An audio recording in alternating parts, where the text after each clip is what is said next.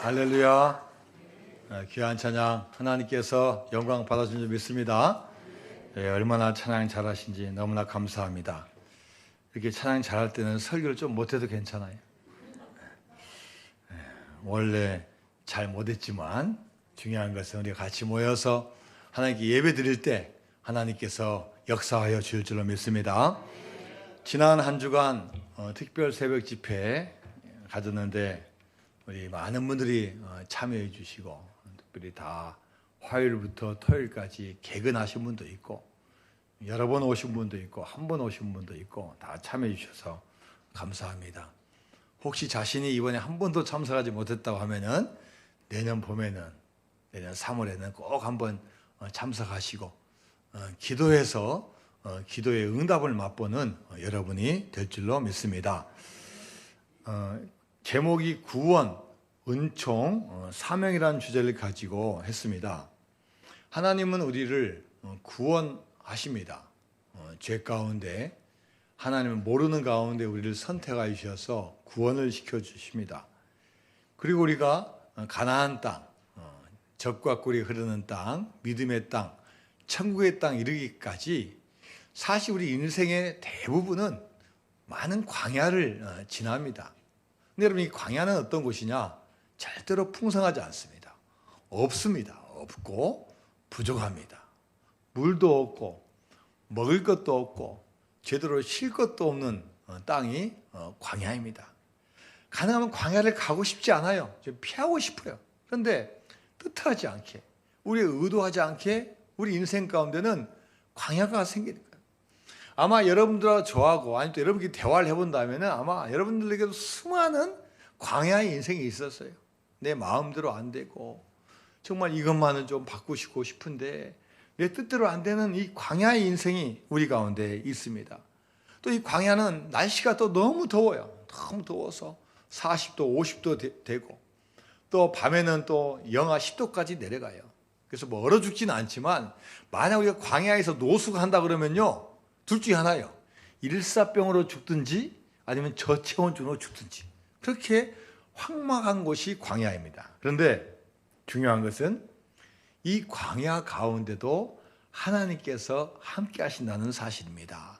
우리가 주님을 믿고 의지하고 나가면은 이 가운데 하나님께서 우리를 붙잡아 주셔서 반드시 광야를 지날 수 있는 힘도 주시고 끝까지 우리를 지켜주시는 역사가 임한다는 겁니다. 여러분, 하나님은 왜 우리에게 광야를 허락하십니까? 애굽에서의 430년 동안의 근성이 있어요. 근성. 노예의 근성. 노예의 근성. 세상적인 사고방식에 430년 동안, 세대로 말하면 10세대가 넘게 계속 내려오니 이것을 우리가 바꾸려고 하는데 이 광야의 과정이 필요한 거예요. 그래서 이 광야의 과정을 통해 하나님께서 만져주시고 또 변화시켜 주시고 심지어 막 깨트리시고 해가지고 우리를 하나의 하나님의 사람을 만들어주시기 위한 과정이라는 거예요. 자, 이스라엘 백성들은 출애굽해서 2달 동안 광야를 잠깐 거쳐서 시내산에 도착합니다. 그런데 여러분, 이 2달 동안에 성경 말씀 보면 어떤 사건이 있냐면요, 백성들이 원망해요. 보세요. 물이 어디 있습니까? 물이 어디? 먹을 게 어디 있습니까? 왜 이렇게 물이 써요? 단물 좀 주세요. 심지어 이것 때문에 원망하고 심지어 지도자를 죽이려고 하는 이런 일이 벌어지는 거예요. 그래서 이스라엘 백성이 광야는 정말로 좋은 인상을 갖고 있지 않아요. 자, 2달 후에 이제 시내산에 왔습니다. 시내산에서 모세가 시내산 꼭대기에 올라가가지고 하나님으로부터 십계명을 받아와요. 근데 십계명만 받는 게 아니에요. 그 기간을 보면은 무려 1년이 한 달 적은 11개월 동안 시내산 기슭에서 텐트를 치고 머물고 있는 거예요. 십계명도 받죠. 뭐 여러 가지 율법 계율들 말씀을 다 받는 거예요. 뭐 사는 방법, 예배드리는 방법, 제단 쌓는 방법, 또 분리하는 방법, 다 이거 말씀을 듣고 해보고 순종하고 또 안식일이 돌아오고 안식이 돌아오면서 11개월을 보내는 거예요. 자, 이렇게 하나님께서 하신 다음에 이제는 드디어 가나안 땅을 향해 가게 만드는데 어디를 지나가야 돼요? 또 광야를 지나가요. 광야를. 자, 이스라엘 백성들 어떤 생각할까요? 자, 물론 우리가 12개월 동안 말씀도 받고 계명도 받았다. 근데 또 어디로 가야 된다고요? 광야로 가야 되니까 옛날에 2달 동안의 기억이 있는 거예요. 혹시 우리가 또 가다가 물이 없거나 먹을 게 없으면 어떻게 하지? 또 분명히 우리는 지도자를 믿고 가는데 지도자가 또 잘못 인도하면 어떻게 되지? 모세가 무슨 힘이 있을까? 모세도 하나님께서 가라는 대로 가는데 뭐 모세가 힘이 있을까? 만약 어려움 닥치면 우리 어떻게 하지? 이런 걱정이 있는 거예요. 오늘 본문 말씀 이때 광야를 향해 출발한 이스라엘 백성들에게 주시는 축복의 기도, 제사장의 기도가 오늘 본문 말씀이에요. 여러분, 광야는 다 두려운 거예요. 우리 인생 가운데 여러분 갑작스러운 일이 닥친 게 두려운 거예요. 사랑하는 사람이 먼저 이 세상을 떠났습니다. 외롭습니다. 어떻게 하다 인간관계가 잘못돼가지고 친구들이 나를 다 떠났어요. 혼자밖에 없어요. 뜻하자면 질병이 찾아왔어요. 전혀 예상하지 않은 질병, 암이 찾아왔어요. 가지고 있던 돈 전부 다 잃어버렸어요. 회사에서 나는 열심히 한다고 했는데 쫓겨났어. 나는 열심히 사업한다고 사업했는데 사업이 안 돼요. 사업이 안 돼. 사업에 실패했어. 내가 가장 믿었던 그 사람에게 배신당했어. 여보세요? 내 아들인 줄 알았는데 누군 줄 알았는데 보이스피싱 당해가지고 전부 다 돈 사기당했어. 너무 힘들고 어려운 일들이 뜻하지 않는데 우리 앞에 다가오는 이 광야가 우리 앞에 놓여 있어요. 이 광야 다시 생각하기 싫어. 두려워요. 가기 싫어요. 근데 하나님께서는 가라고 말씀하셔. 가라고 말씀하시면서 그냥 가라고 말씀하신 게 아니라 우리에게 축복의 말씀을 주시면서 가라고 하시는 거예요. 여러분, 죄송한 표현이지만 별 볼 일 없는 분들은요 광야 안 거쳐요. 광야가 없어. 근데 하나님께서 귀하게 쓰시는 분들은 다 광야를 거치는 거예요. 모세 무려 광야에서 40년 동안 있어요. 도망와가지고 겨우 목숨 유지하고 그 왕궁에 살았던 그 어마어마한 모세가 그냥 광야에서 그냥 양치면서 평범하게 살아가요. 요즘 하면 그냥 일당 벌어가면서 사시는 거예요. 다윗 골리앗을 죽이고 민족의 영웅이에요. 민족이야. 근데 사울왕이 시기하는 거예요. 사울왕이. 야, 이놈 있으면 내가 왕위가 위험하겠다. 이놈 죽여야 되겠다. 그래가지고요 이 다윗이 도망갔는데 어디로 도망가요? 광야로 도망가요. 광야로. 10몇 년 동안 계속 광야에서 생활하는 거예요. 나도 사무엘 선지자로부터 안수 받았는데 나도 왕으로 기름 부음 받았는데 얼마나 억울합니까? 광야 가서 광야에서 쪽잠 자고 사는 거죠. 쪽잠. 언제 또 쳐들어올지, 언제 병사가 몰려올지 모르니까 제대로 잠도 못 자는 거예요. 사울왕을 죽일 기회가 광야에 있었지만 안 죽여요. 왜요? 하나님 말씀이 먼저니까. 하나님의 같은 종인데 내가 죽이면 안 된다. 인내하면서 광야 생활을 10년 이상 겪어내는 거예요. 신학에서 예수님 다음에 어떻게 보면 우리가 대단하다는 사도 바울도 어떤 사람입니까? 다메섹 도상에서 부활하신 주님을 만났어요. 사울아 사울아 내가 왜 나를 핍박하느냐? 누구십니까? 나는 내가 핍박하는 예수다. 부활하신 주님을 만나고 이제 교회에 들어왔어요. 근데 교회에서 다 색안경 끼고 보는 거예요. 색안경 끼고 보는 거예요. 아니 이놈 바울 언제까지만 하더라도 우리를 다 잡아들이고 감옥에 가둔 이 사울이 지가 회심했다고? 지가 주님을 만났다고? 공동체에서 안 받아주는 거예요. 바나바가 옆에서 중재하려 해도 바나바가 중재도 잘 안 통하는 거예요. 그래서 결국 바울이 떠나요. 어디로 떠납니까? 아라비아 광야로 가요. 그래서 성경에서 정확히 몇 년이라고 표현했지만 몇 년 동안 거기서 회개도 하고 또 말씀도 연구하고 이 광야에 남몰래 이 광야의 시간을 보내는 거예요. 사도 바울이 광야에 몇 년 시간이 있었기 때문에요, 돌아오자마자 어마어마한 능력을 발휘하는 거예요. 여러분, 우리 앞에도 인생의 광야가 있습니다. 여러분, 그렇다고 광야가 있는 것을 우리는 두려워하면 안 됩니다. 왜 그렇습니까? 광야 가운데도 우리를 도우시는 하나님이 계시기 때문입니다. 하나님은 광야를 떠나는 이스라엘 백성에게 어느 것과도 비교할 수 없는 가장 소중한 선물을 주셨어요. 그게 뭐냐? 제사장의 축복의 기도예요. 제사장의 축복의 기도예요. 절기 때마다, 제사 때마다, 매달 첫날에는 월삭 제사를 드릴 때 월삭 제사 때마다, 또 일주일에 한 번씩 돌아오는 안식일 때마다 계속 제사장이 축복 기도를 해주는 거예요. 그리고 매일 상번제로 아침과 저녁에 제사를 2번 드리는데 여기에 참여하는 분들은 또 축복 기도를 받을 수 있는 거예요. 자, 여러분, 사람이 이 말하는 게 얼마나 중요한지 몰라요. 우리가 이 기도하는 이 기도의 이 음성 내용이 얼마나 중요한지 몰라요. 자, 잠언서 18장 21절 말씀입니다. 시작. 죽고 사는 것이 혀의 힘에 달렸나니 혀를 쓰기 좋아하는 자는 혀의 열매를 먹으리라. 자, 죽고 사는 것이 말하는 데 달렸다. 혀를 쓰기를 좋아하는 자는, 다시 한번 띄워보세요. 혀를 쓰기를 좋아하는 자는 혀의 열매를 먹으리라.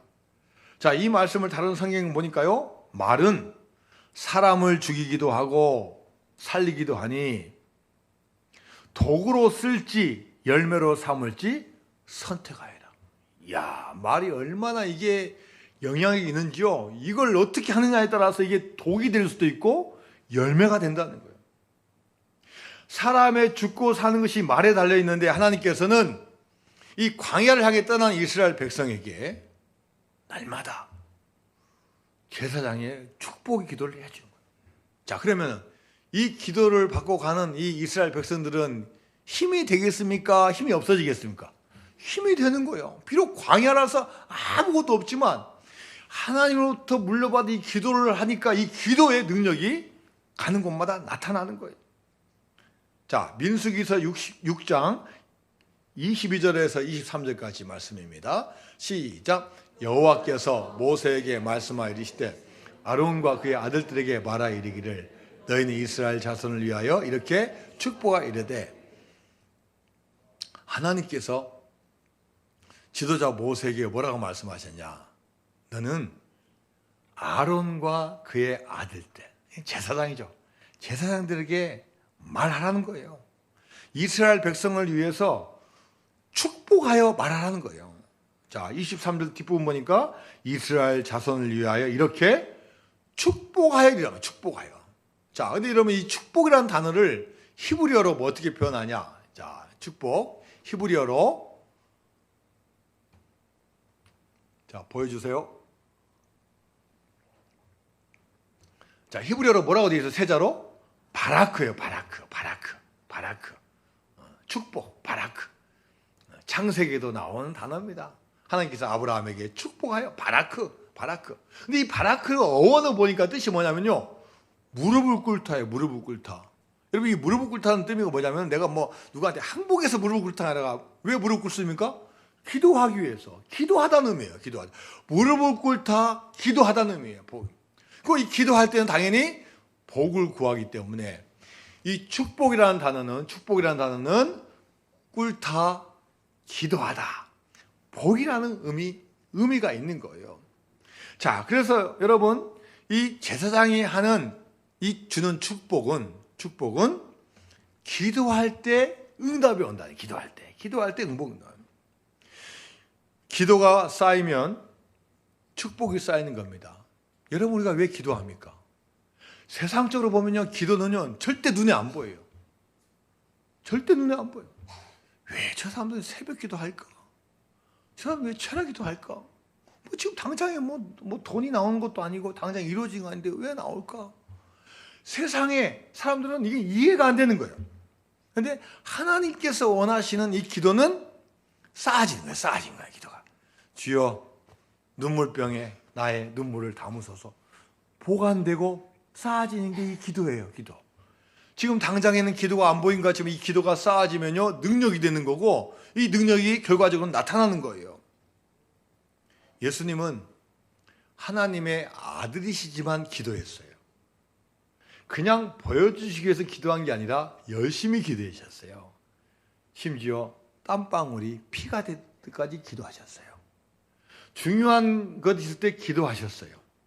기적을 베푸시기 전에 기도하셨고, 제자를 선택할 때 기도하셨고, 평상시에 기도하셨어요. 특별히 새벽을 깨워서 기도하셨어요. 성경에 새벽 미명에 기도하셨어요. 여러분, 예수님께서 기도할 때 능력이 나타나고 복이 쏟아지는 거예요. 예수님께서 한 소년이 가져온 오병이어, 물고기 2마리와 떡 5개, 이걸 보시고 어떻게 했어요? 축사하고 기도하시고, 나눠주라. 축복 기도하고 나눠주니까 나눌 때 없어지는 게 아니라 더 생기는 거예요. 더 생기는 거예요. 다 나눠주고 12광줄이나 남았더라. 예수님께서 기도하시니까 기적이 나타나고 능력이 나타나는 거예요. 여러분, 우리가 부모로서 자녀들이 이 세상에서 잘 되고 정말로 하나님께서 원하시는 그 삶을 잘 살기 위해서 여러분, 우리가 어떻게 해야 됩니까? 물론 잘 가르쳐야 됩니다.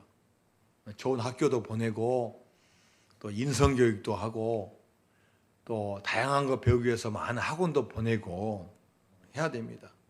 여러분, 잘 가르치면은 우리 자녀들이 훌륭한 분들이 됩니까? 또 돈을 또 줘야 되잖아요. 자녀들도 돈 없으면 또 돈 줘야 되고 용돈 줘야 되고 또 뭐 산다 하면 더 보태줘야 되고 해야 돼요. 여러분, 돈 잘 주고 필요절제 잘 주면 자녀들이 여러분에게 잘하고 잘 됩니까? 자녀들이 잘 되는 유일한 방법은 다른 게 없어요. 자녀를 위해서 기도해야 돼요. 기도할 때 하나님께서 그 기도를 다 쌓아가지고 정말로 중요한 순간에 하나님께서 딱 뚫어주시는 거예요. 할렐루야. 그렇지 않고 잘 되는 것은 잘 되는 것 같은데 이상한 데로 가요. 방향이 이상해요. 기도가 쌓인 자녀는 절대로 망하지 않습니다. 혹시 딴 길로 가도 반드시 돌아오게 돼 있어요. 하나님의 기도가 반드시 응답되게 돼 있어요. 그러나 기도 없이 자녀가 잘 되는 것은요, 이상해요. 혹시 이상해요. 어떻게 될지 몰라.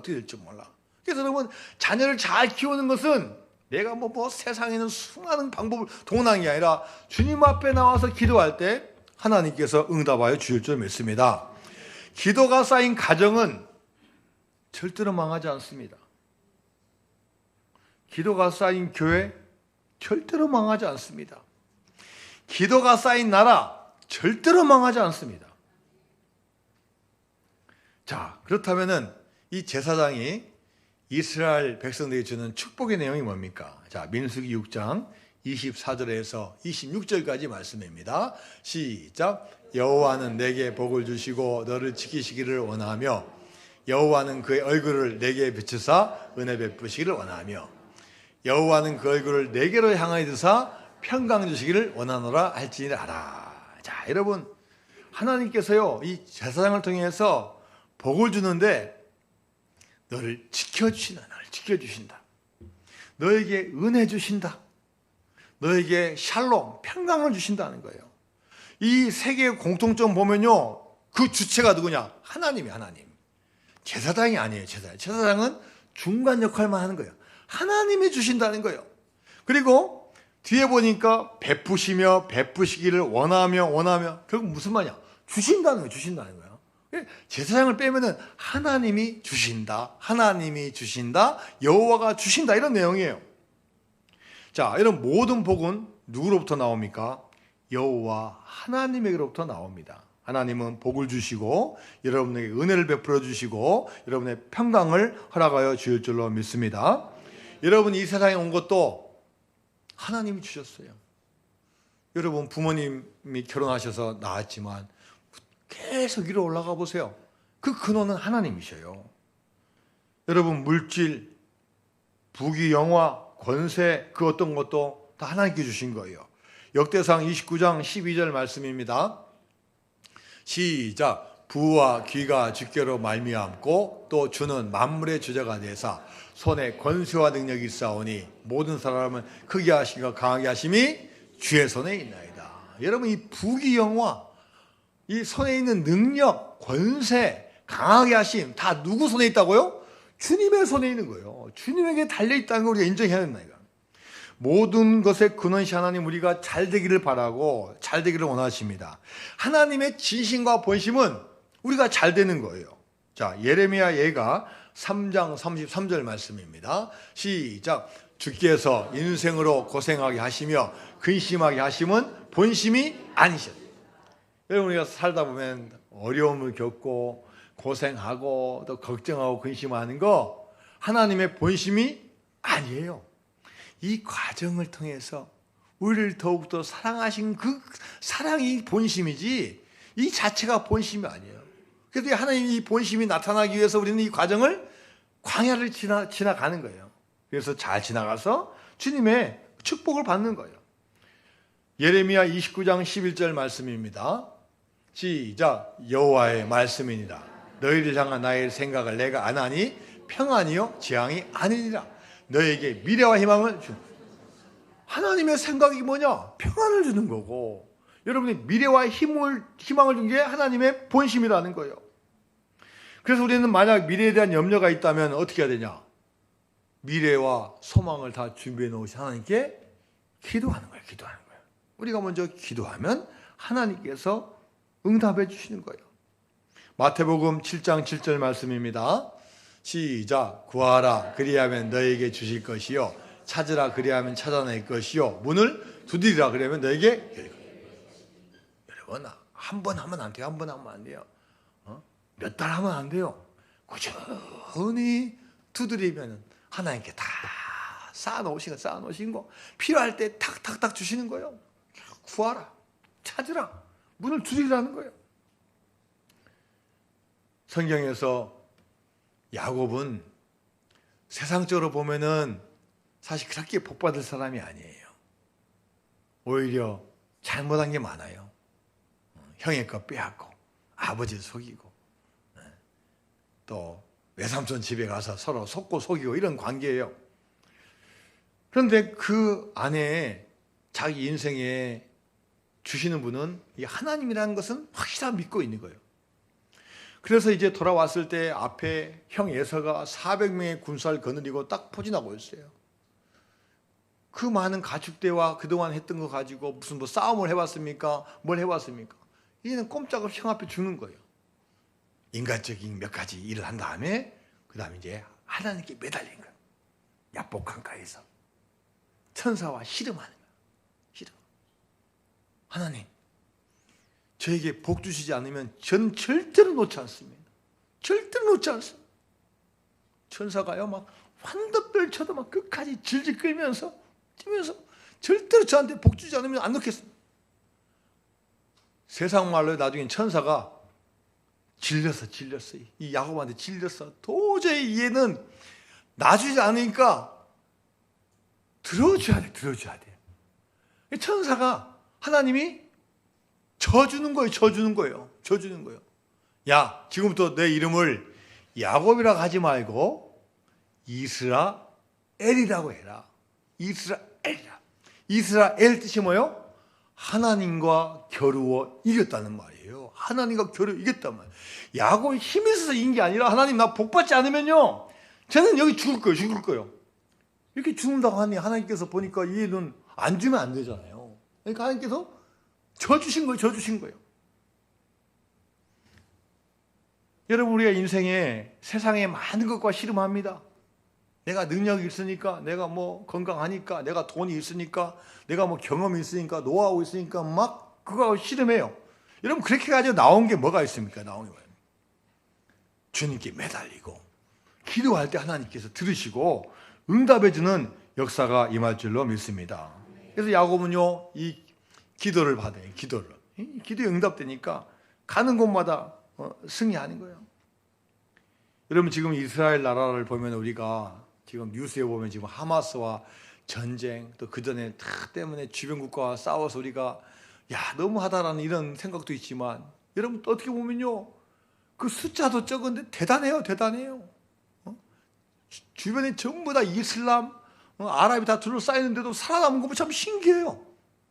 이스라엘이야, 이스라엘. 어떻게 보면 대단해요. 미국 청교도 신앙 후예 가운데 가장 대표적인 인물 중에 한 분이 누구냐면은 조나단 에드워드라는 분이에요.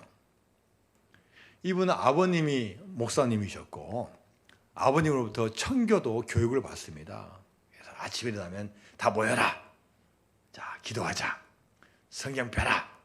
그래서 자녀들이 다 어릴 때부터 믿음의 훈련 받는 거예요. 그리고 다 끝난 다음에 다 이제 안수 기도해줘. 다 복받아 다 기도해주고 학교 갔다 와라. 그리고 그 가정에 자라가지고 13살 때 예일대학에 입학해요. 그리고 17살에 최우수 학생으로 대학을 졸업해요.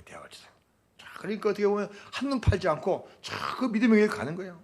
그리고 이제 훌륭한 분 돼가지고 교수가 돼. 그런데 이제 아버님이 교회 은퇴하는 거예요. 아버지 교회는. 교회가 뭐 그렇게 큰 교회도 아니고 도시도 아니에요. 근데 그 조그만 교회 가서 목회하는 거예요. 23년간 열심히 섬겨요. 그런데 이분이요, 이 미국 믿음의 역사에서 아주 큰 인물이에요. 영적 대각성 운동을 주도하는 귀한 인물이 되었어요. 그리고 이분은 자녀가 11명이에요. 아들 8명, 딸 3명. 11명이나 되는데 아버님부터 물려받은 그 믿음을 가지고 똑같이 키우는 거예요. 같이. 11명 키우는데 돈이 무슨 돈이 있겠습니까? 기도. 야, 기도하자. 내가 축복 기도 해줄게. 성경 읽자. 믿음으로 키우는 거예요. 믿음으로. 학교도 못 가요. 그런데요, 나중에 이 후손들을 조사해 보니까 200년이 지나서 이 후손들을 조사해 보니까요, 이 조나단 에드워드 목사님 후손이 873명이에요. 873명. 자, 조사해 보니까 그 중에서 대학 총장이 12명, 교수가 65명, 의사가 60명, 성직자가 100명, 군 장성이 75명, 저술가가 85명, 변호사 100명, 판사 39명, 공무원 80명, 미국 부통령 1명, 그리고 260명의 교인들, 예수님 잘 믿는 교인들로 살고 있다 결과가 나왔어요. 그런데 어떤 학자가 이 같은 시기에 미국의 대표적인 범죄자였던 맥스 주스라는 분을 또 연구했어요. 이분은 4대선을 조사 쭉 해보니까 숫자가 더 많아요. 1200명이 된대요. 1200명. 그런데 그 후손들을 조사해보니까 거리에 방랑한 자가 310명, 13년 이상 징역을 산 사람이 130명, 살인병이 7명, 알코올 중독자가 100명, 상습 절도자가 60명, 매춘부가 190명, 방탕과 부도덕한 삶을 산 사람이 440명이 나왔다. 부모로부터 뭘 물려받았냐? 축복의 기도를 물려받았는지 아니면 그냥 세상에 있는 거 물려받았는지 따라서 완전히 달라진다는 거예요. 비록 별로 없지만 이 축복의 기도 받은 이 자손들이 잘 될 수밖에 없다는 거예요. 여러분, 내가 한 가정에 할아버지, 할머니, 아버지, 어머니입니까? 여러분, 우리 자녀들에게 다른 거 주지 마십시오. 무엇보다도 우리 자녀들에게, 손들에게 이 축복 기도를 줘야 될 줄로 믿습니다. 얘들아, 와서 기도하자. 오늘 할머니가 기도 한번 해줄게. 오늘 할아버지가 한번 기도해 줄게. 오늘 엄마가 한번 기도해 줄게. 아빠 기도해 줄게. 싫어요. 머리 손대지 말이야. 그래. 알았다. 손잡고 가자. 기도해 주게. 멀리 있으면 전화로 기도해 주는 거예요. 심지어 안 되면 문자로 기도해 주는 거예요. 난 널 기도한다. 후원한다. 여러분, 그걸 줘야 되지 우리가 뭘 주겠습니까? 지난주 특별 새벽 기도하고 특히 어제는 우리 교인 30명 넘는 분이 이제 우리 명성교회 가서 세미나에 참석했어요.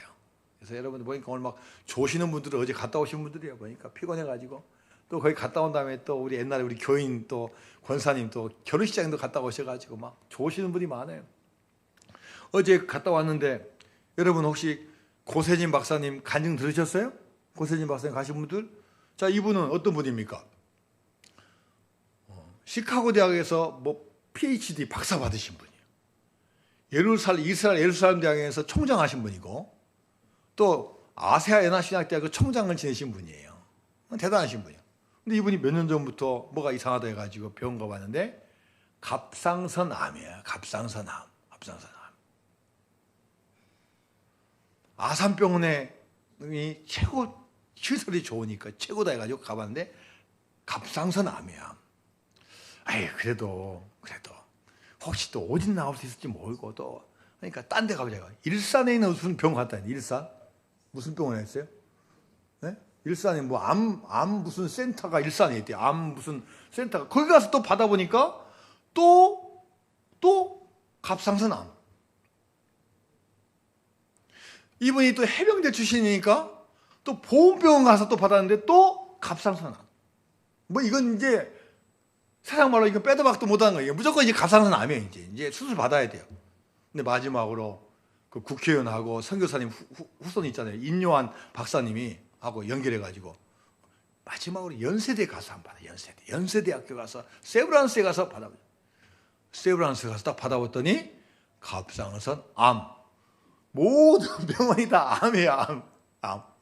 그런데 이제 세브란스에서 이제 치료법이 새로 나온 게 있는데 5천만 원 주고 수술 받으면 괜찮다는 뭐가 있는 거야.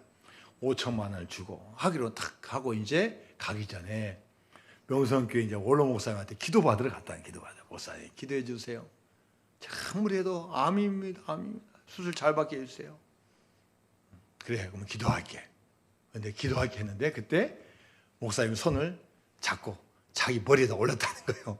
그냥 목사님 그냥 기도해 줄래. 목사님 기도해 주겠죠.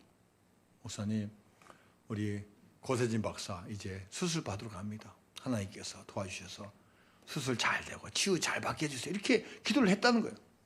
그런데 딱 가서 이제 며칠에 가서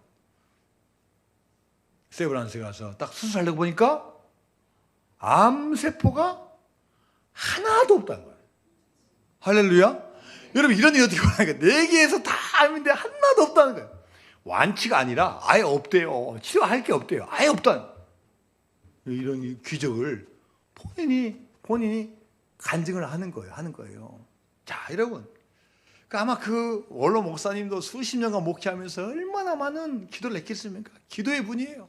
제가 알아요. 가는 곳마다 새벽에 싸우시고 어디 가면 항상 기도하시고 심지어 배아 속에서 기도의 분이에요. 기도의 능력이 얼마나 쌓였겠습니까? 또 그 박사님도 목사님이에요. 그분도 목사님이에요. 그러나 그거 아는 거예요. 기도 많이 하신 분, 영적인 스승한테 받고 싶은 거예요. 그 축복을 받고 싶은 거예요. 받으니까. 누가 역사해 주셔요? 하나님 역사해요. 할렐루야. 우리가 같이 기도하고 기도의 능력을 전해주고 또 기도 요청하고 기도할 때 우리는 할 수 없지만 하나님께서 역사하여 주실 줄로 믿습니다. 여러분 우리도 왜 기도해야 됩니까? 기도 지금 한 번 한다고 눈에 보이는 게 아니에요. 쌓아진. 기도의 사람이에요. 여주에 있는 아가페 소망교도소, 한국 최초의 민영 교도소입니다. 한국 교회가 연합해서 세운 교회예요. 제가 세운 지 얼마 안 돼서 벌써 한 10년쯤 됐을까요? 여주교도소에 가봤어요. 거기에 있는 분들과 목사님들 몇십 명 가서 그 교도소 안에 들어갔어요. 교도소 안에만 들어간 게 아니라 창살 있는 그 방에 들어가 봤어요. 체험해보라고요. 이 죄인들의 심정을 체험해보라고. 이 교도소 어떤 체험을 제가 다 갔다 왔어요. 시설도 새롭게 잘 했어요. 근데 여러분 보통 교도소에서는 죄수들을 어떻게 대합니까? 너는 잘못했으니까 너는 죄값을 받아야 된다는 거예요. 너는 1년, 2년 받아야지 너는 그나마 나올 수 있다는 거예요. 그래서 감시합니다. 보안 철저합니다. 다른 거 하잖아요. 외형적으로 문제가 있으면 안 돼요. 그런데 이 아가페 소망 교도소는요, 생각 자체가 틀려요. 네가 비록 잘못하고 죄 지었지만 너는 여기 계속 있을 사람이 아니다. 오히려 이 과정을 통해서 너는 나가서 하나님의 일을 해야 될 사람이다. 이 과정을 통해, 이 고난을 통해서 너는 이걸 오히려 회개하고 은혜 받고 너는 바꿔서 너는 하나님의 사람, 이런 관점을 가지고 있는 거예요. 그래서 다른 교도소하고 틀려요. 교도관들이 똑같은 교도관들이지만 이 마음 자세가 틀린 거예요. 예배 드리게 만들고 기도하게 만들고 또 그 중에서 회심하는 사람이 있으면은 세례받게 만들고, 그래서 1년에 몇 번씩 세례식을 거행하고 무엇보다도 기도와 사랑을 주는 거예요. 계속 기도해 줍니다. 당신들은 죄인이지만 죄값만 치르기 위해서 온 거 아닙니다. 여러분은 바뀌어서 나가야 됩니다. 다른 점이 뭐냐? 다른 교도소에서는요, 밥 먹을 때 어떻게 먹어요? 그 자기 방에다가 밥을 갖다 줘요. 밖에 나가면 위험하니까 거기 안에서 먹는 거예요. 근데 그 교도소는 며칠 전에 뉴스 보니까 어떻게 돼 있어요? 식당에 모여서 먹어요. 식당에 모여서. 이런 데가 없대요. 식당에 모이면 무슨 일이 생길지 모르잖아요. 식당에 모여서 같이 밥 먹기 전에 기도하고 하나님께 감사하고 같이 교도관들하고 밥 먹고, 물론 감시도 하겠죠. 공동체, 서로 사랑을 나누는 거예요. 여러분, 우리에게는 똑같은 광야가 놓여 있습니다. 중요한 것은 우리 광야를 어떻게 나가냐는 거예요. 아이고 힘들고 척박하니까 우리가 어떻게 해보자, 이게 아니라는 거예요.